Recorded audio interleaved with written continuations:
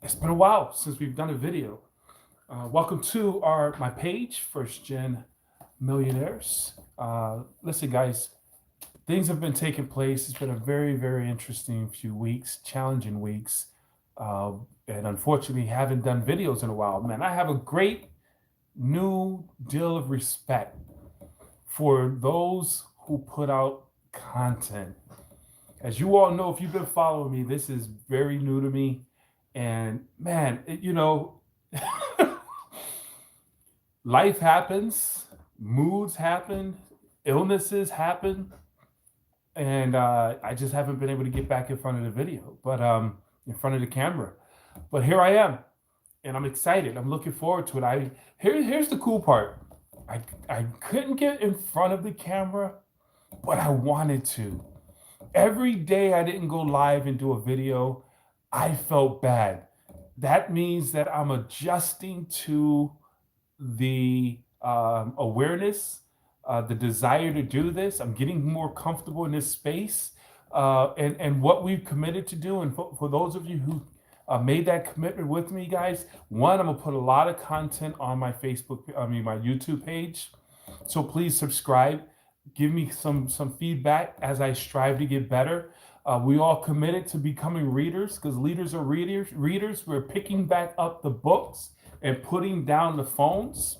Guys, we have to be reading. We committed to building a library for ourselves and to leave to our children and our children's children. I think that's one of the most powerful things we can leave to our children is a library.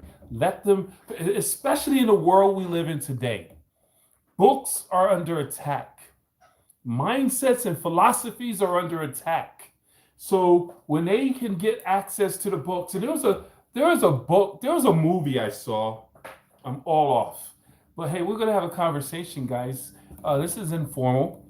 There's two movies. I gotta find the name of those movies where the theme of the movie was how books were like enemies. They destroy. I think I Am Legend. Is it I Am Legend? What's the one with Denzel Washington? I think it's I Am No, Denzel Washington. That's Will Smith. Which one was it with Denzel? Denzel Washington had a book where he was blind and he had the Bible, and he was basically he was trying to get that book. I'm not going to mess up the whole be what they call it, destroy the whole concept. But that's a very powerful movie. What is it called? I can't remember. Anyway, let's jump into it, guys. We are now reading Who Moved My Cheese? Ladies and gentlemen, listen, let me say this real quick. This is an old book, but a good book.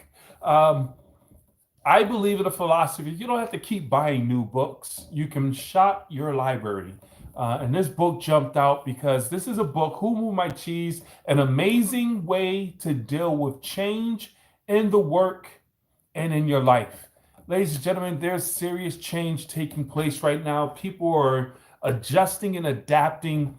You know, if you're watching this video, this is about 2.5 years outside of this thing that was called a pandemic. If you're listening to this and watching this 10, 20, 30 years from now, you wouldn't understand what took place where the United States, the world, literally shut down for over a year. Folks couldn't go to work unless you was an what is it called? The essential worker. Folks couldn't go to work. Grocery stores were being raided. Toilet tissue was, I mean, it was crazy. But in that process, here's what I need you to understand. Throughout that, thought processes, philosophies, the normals have been shifted. We have had the cheese moved. Who moved my cheese? Things have changed. The workplace is not the same anymore. There's a big battle right now between corporations and employees because they realize, hey, I could work from home. People are looking for jobs where they can work from home. But the boss man is saying, no, you need to come and occupy this seat we paid for. People are changing in terms of just how they think about everything. Customer service has changed. Nothing's the same.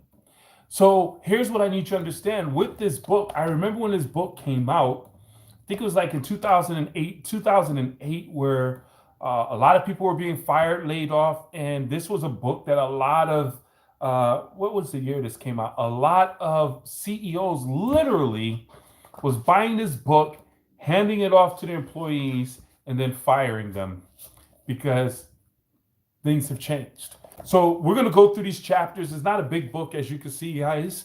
We're going to go through a few of these chapters. Let me read a couple of things. And as you already know, I'm not one to read this. My name's not Mr. Rogers. I like to point out books. Hopefully you go out and get them and you read them. You fold the pages, you highlight the things you love, and you put it in your library.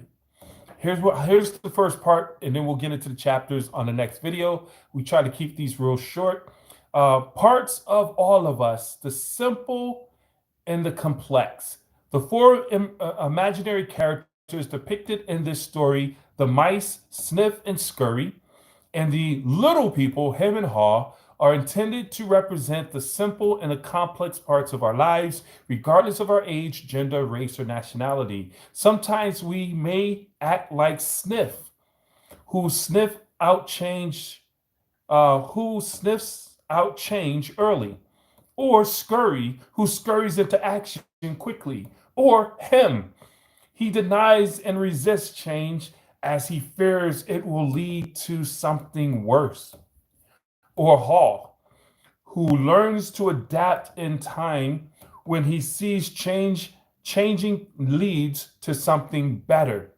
This is a good book, guys. I love this book. Whatever parts of us we choose to use, we all share something in common, a need to find our way in the maze and succeed in changing times. Let me read this real quick to just set up the whole mindset and philosophy behind this book. And then we'll come back and get into the chapters.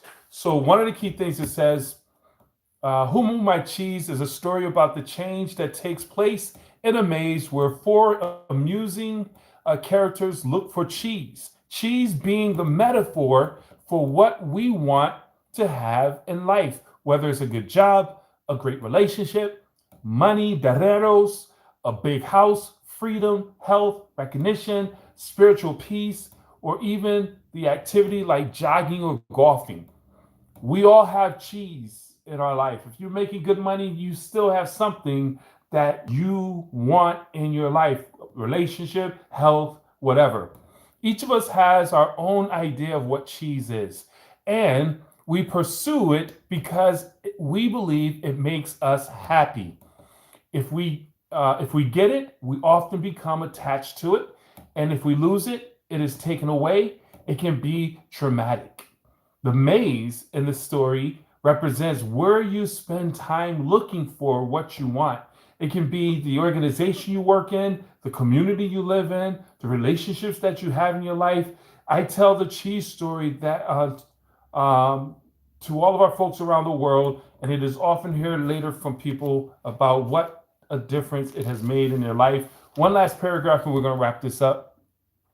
As you turn through these pages, as we go through these pages, you're going to find three sections in this book. The first section is the gathering. I wanted to read this part. It's former classmates talking at a class reunion about trying to deal with the changes happening in their lives. The second session is a story of Who Moved My Cheese, which is a core of this book. In the story, you will see that the two mice do better when they are faced with the challenges because they keep things very simple. While the two little people's complex brains and human emotions complicate the process. Not to say that the mice are smarter than the humans, but in this scenario, that's exactly what's going to take place. So we're going to come back on the next video. Make sure you like and share. And we're going to come back to the gathering. And then we're going to move to this book, guys, and we're going to have dialogue. I look forward to getting feedback and comments from you guys inside this feed. So, guys, I appreciate each and every one of you. Let's get out here. Leaders or readers, let's make it a great day. Take charge, everyone.